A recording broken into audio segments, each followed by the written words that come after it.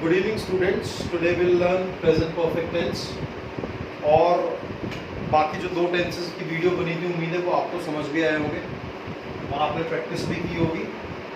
तो इस टेंस को समझने के लिए पहले हमको ये वर्ड समझना पड़ेगा, क्योंकि प्रेजेंट टेंस हम सब समझते हैं बट हमको ये वर्ड समझ लेना पड़ेगा कि परफेक्ट का मतलब यहाँ पे क्या है। परफेक्ट का मतलब है जब कोई काम खत्म होने की बात हो, चाहे वो प्रेजेंट टेंस में हो, चाहे वो पास्ट टेंस में हो, चाहे वो फ्यूचर टेंस में हो, तो डेफिनेटली इसके अंदर काम खत्म करने की बात की जा रही है। अब ये प्रेजेंट में बात कर रहे हैं तो यानी प्रेजेंट में कोई काम खत्म हुआ है, यानी थोड़ी थोड़ी देर पहले ही कोई काम खत्म हुआ है। तो जनरली होता क्या है कि इसको हम पहचानते कैसे हैं, इसको हम पहचानते ऐसे हैं कि सेंटेंसेस के एंड में, हिंदी वाले जो सेंटेंस होते हैं उनके एंड में कुछ इस टाइप से वर्ड्स होते हैं। चुका है, सॉरी फॉर माई हैंडराइटिंग, चुका हूँ, चुकी है, चुके हैं, और इसके अलावा ये भी होता है आ है, ए है, ई है आदि। तो अगर आप ये साउंड देखोगे तो आ है, ए है, ई है, ये सब ये साउंड इसी से लिए गए। हम कुछ एग्जाम्पल्स देख लेते हैं, पहले इंग्लिश में देखते हैं फिर उसकी हिंदी में आपको बताते चलता हूँ साथ साथ। जैसे हम बोलते हैं ना कि अभी शाम हो गई है, कि मैंने डिनर कर लिया है, यानी मैं रात का खाना खा चुका हूँ। तो उसकी सिंपल सी इंग्लिश होगी आई हैव ईटन डिनर। तो आपको हेल्पिंग वर्ब यहाँ पे चेंज हो जाएगी क्योंकि टेंस चेंज हो रहा है, आपका टेंस का टाइप चेंज हो रहा है, इससे हेल्पिंग वर्ब भी यहाँ पर चेंज हो जाएगी। अब इसमें एक एग्जांपल और देख लेते हैं। जैसे she has completed her work, उसने अपना काम खत्म कर लिया है। अब अगर आप देखेंगे तो यहाँ पे जो वर्ब यूज हो रही है, अभी तक वर्ब की फर्स्ट फॉर्म यूज हो रही थी, लेकिन अब यहाँ पे वर्ब की थर्ड फॉर्म यूज हो रही है। यानी कि अगर आप देखेंगे, मैं एक एग्जांपल आपको दे देता हूँ, ईट, एट, ईटन, ए फर्स्ट, सेकंड, थर्ड। अब कंप्लीट, कंप्लीटेड, कंप्लीटेड होता है, तो ये आप लर्न करते हैं वर्ब्स और आपको ये बस प्लेस करनी होती है। अब रूल पे आते हैं, सिंपल सिंपल रूल इसका है, सब्जेक्ट हैज ऑब्लिक हैव, यानी कि या तो हैज या हैव एक चीज यूज होगा, और थोड़ी देर पहले बताया कि वर्ब की थर्ड फॉर्म का ही यूज होता है। तो यानी कि जितने भी परफेक्ट टेंसेज हैं, 12 टेंसेज में सिर्फ 3 टेंसेज, यानी कि present perfect tense, past perfect tense और फ्यूचर परफेक्ट टेंस, तीनों में वर्ब की थर्ड फॉर्म का यूज होगा ही होगा। देन ऑब्जेक्ट, देन सब्जेक्ट में आपको पहले भी समझा चुका हूँ। जब सेंटेंस में कोई काम होता है, उसको करने वाला जो डूअर होता है, यानी उसको इंग्लिश में करने वाले को डूअर बोलते हैं, जो भी उसको काम को करेगा वो सब्जेक्ट होता है। फिर सब्जेक्ट अकॉर्डिंग हम हेल्पिंग वर्ब डिसाइड करते हैं कि सब्जेक्ट अगर सिंगुलर है और थर्ड पर्सन सिंगुलर है तो हम हेल्पिंग वर्ब या वर्ब जो भी एस से एंड हो रही होती है हम उसको यूज़ करते हैं, और अगर नहीं है तो हम दूसरी वाले को यूज़ करते हैं। ऑब्जेक्ट का मैंने आपको पहले ही बताया था कि हम वर्ब से दो क्वेश्चन करते हैं, व्हाट या whom। अगर इसका जवाब वर्ब के बाद वाला कोई वर्ड दे देता है तो वो ऑब्जेक्ट है, वरना वो ऑब्जेक्ट नहीं है, वो एक्स्ट्रास में काउंट हो जाता है। फॉर एग्जाम्पल अगर हम यहाँ पे देखेंगे डिनर, डिनर इज ऑब्जेक्ट और वर्क इज ऑब्जेक्ट, क्योंकि अगर हम इससे पूछे ये ईटन, ये मतलब खाया है, तो क्या खाया है, डिनर, तो व्हाट का जवाब दे दिया इसने। अब मान लो यहाँ पे चिकन लिखा होगा तो हम क्वेश्चन कर सकते थे क्या खाया है, चिकन, चिकन खाया है, किसको खाया है, चिकन को खाया है। ठीक है, कंप्लीटेड वर्क, क्या किया है, क्या कंप्लीट किया है, वर्क, तो ऑब्जेक्ट। अगर ये ना हो तो इसके बाद अगर कुछ आता है तो वो आपका एक्स्ट्रास में कहलाता है। अब एक बार उसको थोड़ा सा डिफाइन मोड में ले जाते हैं, हैज। कि सब्जेक्ट में जब थर्ड पर्सन सिंगुलर प्रोनाउंस होते हैं, ही, शी, इट, या नाउन होते हैं, एनी नेम, एनी नेम मतलब कोई भी नाम हो, प्रॉपर नाउन हो, कॉमन नाउन हो, वो सब इसी में हम यूज करते हैं। देन हैव के साथ में हम यूज़ क्या करेंगे, जो हमने यहाँ पे यूज़ किया उसके अलावा जो हमारे पास प्रोनाउंस बचते हैं आई, वी, यू और दे, और जितने भी प्लूरल्स होते हैं सबके साथ हम हैव का यूज़। सिंगुलर मतलब वन चीज़, सिंगल चीज़, और हैज़ के लास्ट में भी ऐसा आता है। ये एक छोटी सी ट्रिक है जो हमको याद रखनी है। हेल्पिंग वर्ब के लास्ट में अगर ऐसा आ रहा है तो उसके सब्जेक्ट है ही, शी, इट और एनी नेम होंगे ही होंगे।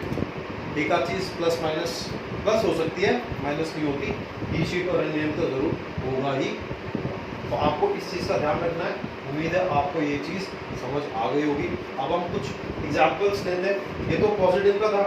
अब अगर हम यहाँ पे नेगेटिव देखते हैं तो नेगेटिव का अगर मैंने आपको बताने लगूँ, मैंने पहले सिखाया हुआ आपको नेगेटिव, कि हम वर्ब से जस्ट पहले, मेन वर्ब से जस्ट पहले नॉट का यूज करते हैं, और वो ज्यादातर तीसरे नंबर पर ही आता है।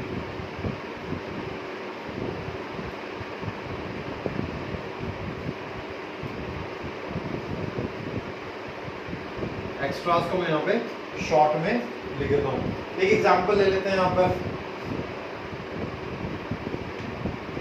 they have not received any news। अच्छा, कुछ चीजें और है कि ज्यादातर इसके एंड में कुछ इस टाइप के वर्ड यूज होते हैं, सो फार, टिल नाउ, इंग्लिश वाले सेंटेंसेस में, बाय नाउ, इस टाइप के यूज होते हैं। यानी कि तक, हिंदी में इसको बोलते हैं तक, कि शाम तक मैंने 100 बार कॉल कर लिया है, तो 100 बार कॉल करने का काम खत्म हो चुका शाम तक। तो उसके लिए हम ये सब चीज़ें यूज करते हैं, टिल इवनिंग। ठीक है, डिपेंडिंग ऑन द सेंटेंस हम इनको यूज कर सकते हैं और करते भी हैं। अब इंट्रोगेटिव की अगर हम बात करें, इसको थोड़ा सा मिटा देता हूँ।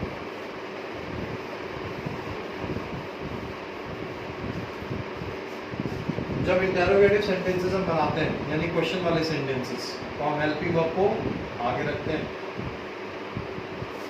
और सब्जेक्ट को पीछे ले जाते हैं, और वर्ब रखते हैं, ऑब्जेक्ट रखते हैं और नेक्स्ट। ये तो वो वाले सेंटेंसेस होते हैं जब हेल्पिंग वर्ब से स्टार्ट होते हैं, जिनका आंसर हमें यस और नो में मिलता है। एग्जाम्पल,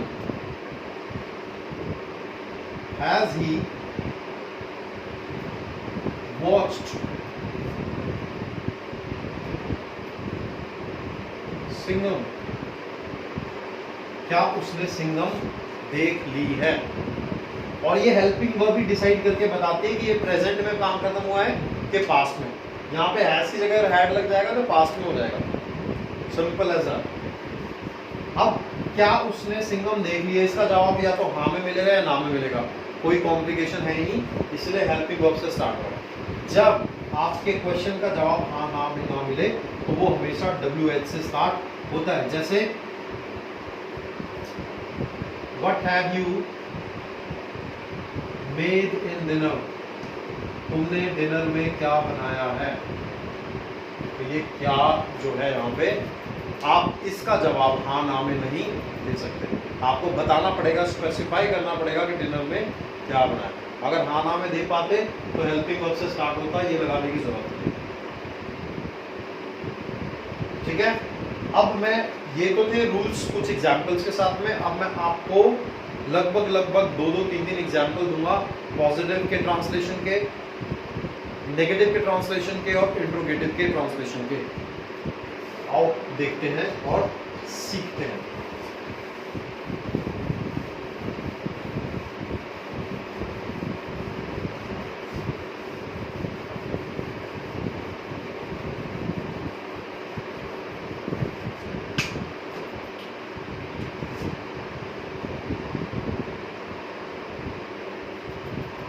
रमेश गोवा जा चुका है।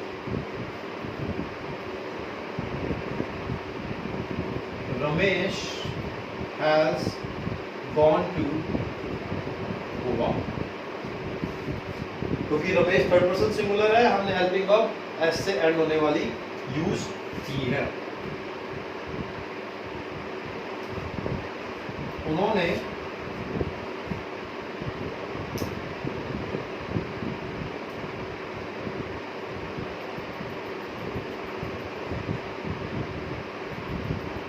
मैच देख लिया है। अब आप देखो कि यहाँ पे चुकाए चुके की जगह पहली बार मैं एक सेंटेंस यूज कर रहा हूँ जिसमें मैंने चुकाए चुके यूज नहीं किया, लेकिन अगर आप लास्ट की साउंड देखोगे तो आ रही है, वो ये साउंड है। यानी कहने का मतलब क्या है, जब आप सेंटेंस पढ़ोगे तो आपको समझ आ जाएगा कि यहाँ पे ये देखने का काम जो है खत्म हो चुका है। और कोई जरूरी नहीं है कि चुका है लिखा ही हो, चुका है छुपा भी हो सकता है। तो यहाँ पे छुपाई हुआ है, हिडन है, बट इसका मतलब देख लिया है, इसका मतलब है काम खत्म हो चुका देखने का। तो उन्होंने के लिए हम लगाएंगे दे, और दे के साथ हम हमेशा लगाते हैं हैव। देखने को हम बोलते हैं सी, और सी को हम थर्ड फॉर्म में यूज करते हैं सीन द मैच।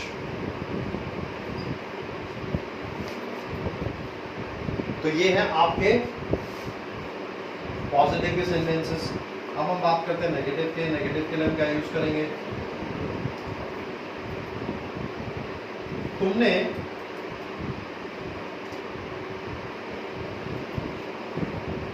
सबक नहीं सीखा।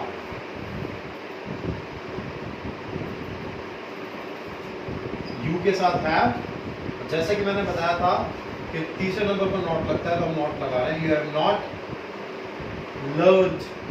सीखने को बोलते हैं लर्न, और लर्न को थर्ड फॉर्म में लगाते हैं लर्न। सबक को बोलते हैं lesson. You have not learned lesson. Next is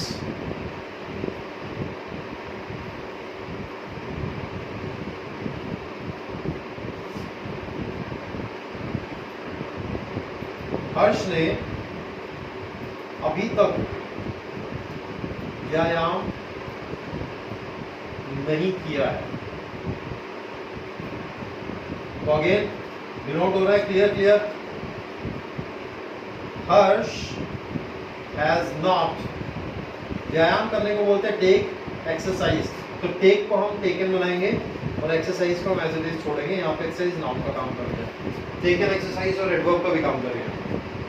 अभी तक के लिए मैंने आपको वहाँ पे कुछ वर्ड्स दिखाए थे, सो फार, टिल नाउ।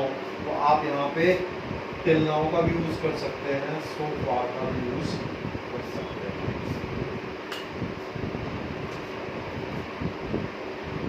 तो ये आपके नेगेटिव सेंटेंसेस के एग्जांपल्स हैं। आप वीडियो को बार बार देख के भी इन सेंटेंसेस को नोट कर सकते हैं, क्योंकि कुछ सेकंड्स के लिए, कुछ मिनट के लिए सेंटेंसेस लिखे हुए हैं स्क्रीन पे। You can pause and you can see the sentences, can note them down। और प्रैक्टिस करना बहुत ज़रूरी है, प्रैक्टिस करना बहुत इंपॉर्टेंट है, वो मत छोड़िएगा वरना टेंसेस कभी नहीं आएंगे।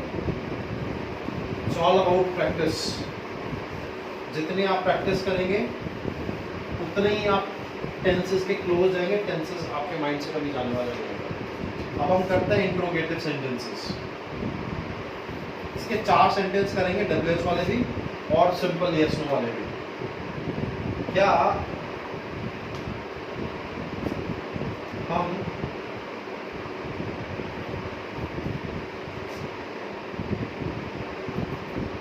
पानी पी चुके हैं?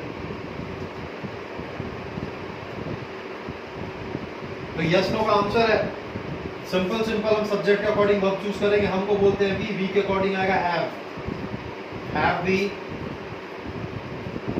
Drunk water.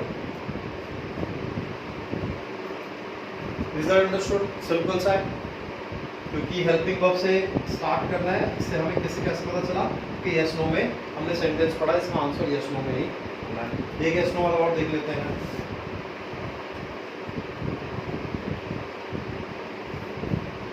क्या राहुल फेल हो चुका है?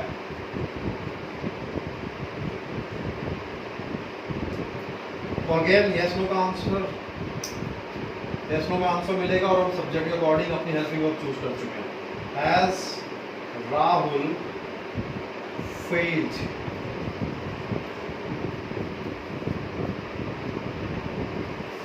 अब हम देखते हैं 2 सेंटेंसेस जिसमें WH नहीं आएगा।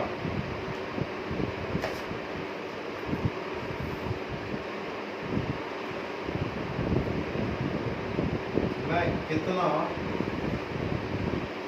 दूध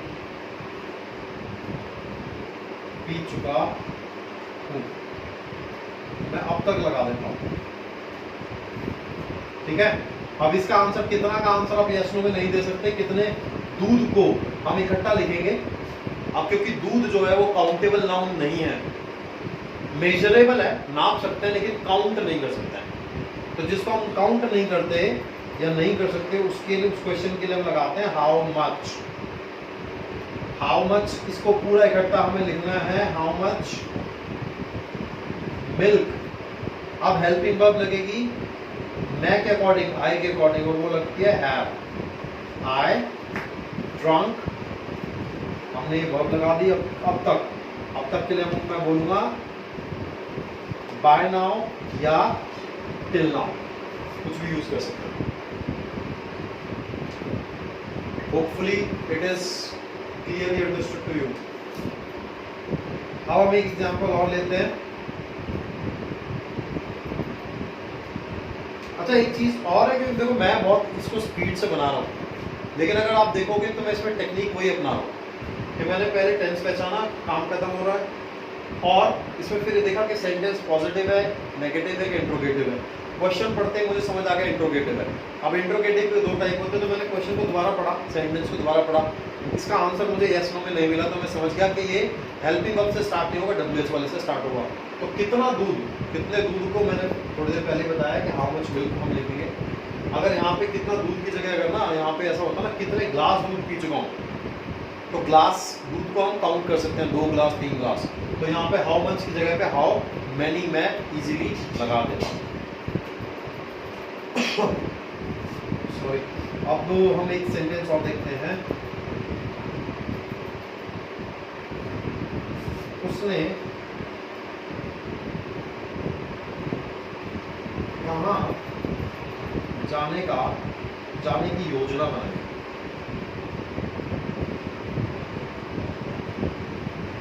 अब देखो यहाँ पे योजना बनाना और जाना दो वर्ब यूज हुई है, और जब दो वर्ब यूज होती है तो उसका भी मैंने आपको टेक्निक बता रखा है कि जो पहचान के साथ में यानी लास्ट में जो वर्ब यूज हो रखी है, जो काम हो रहा है, वो हम पहले लगाएंगे।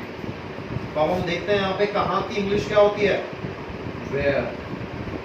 अब उसने को बोलते हैं हम ही या शी, कुछ भी बोल सकते हैं, तो उसके अकॉर्डिंग हैज लगेगा, वेयर हैज ही। अब योजना बनाने को बोलते हैं मेड प्लानिंग, मेड प्लान। अब क्या है, जाने की, टू गो या to visit. Where has she made plan to visit.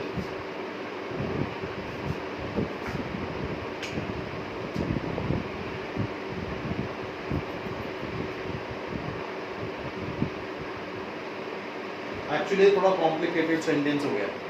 अब मेरे को बताओ कि इसमें क्या गलती है इसमें। उसने कहाँ जाने की योजना बनाई है,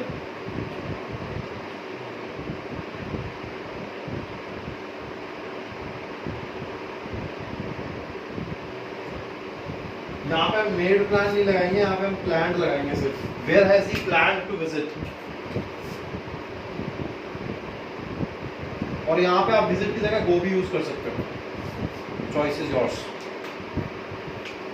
ठीक है, तो ये आपके लगभग 8 एग्जाम्पल्स थे ट्रांसलेशन के।